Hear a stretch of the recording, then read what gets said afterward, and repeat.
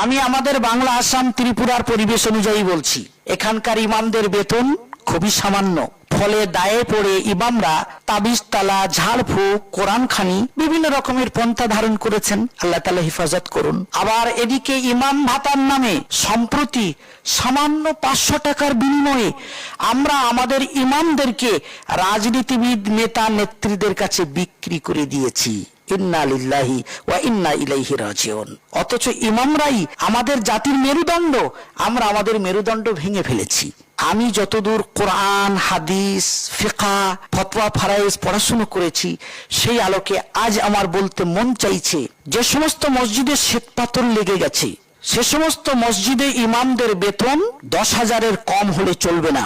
আর যে সমস্ত মসজিদে এসি লেগে গেছে, সে সমস্ত মসজিদে ইমামদের বেতন কমপক্ষে 15,000 হওয়া চাই। আর যে সমস্ত মসজিদের মুসল্লিদের আর্থিক অবস্থা আলহামদুলিল্লাহ খুব ভালো, যারা বিনোদনের জন্য লক্ষ লক্ষ টাকা উড়িয়ে দেন, সে সমস্ত জায়গায় মসজিদের ইমামদের বেতন কমপক্ষে 20,000 হওয়া উচিত। এর কম বেতন দিলে সেই ইমামের পিছনে ইক্তেদা করা দুরুস্ত হবে কিনা আল্লাহ মালুম। আল্লাহ রাব্বুল আলামিন মসজিদ কমিটিওয়ালাদেরকে বিশেষভাবে মাসআলাটি বোঝার তৌফিক দান করুন।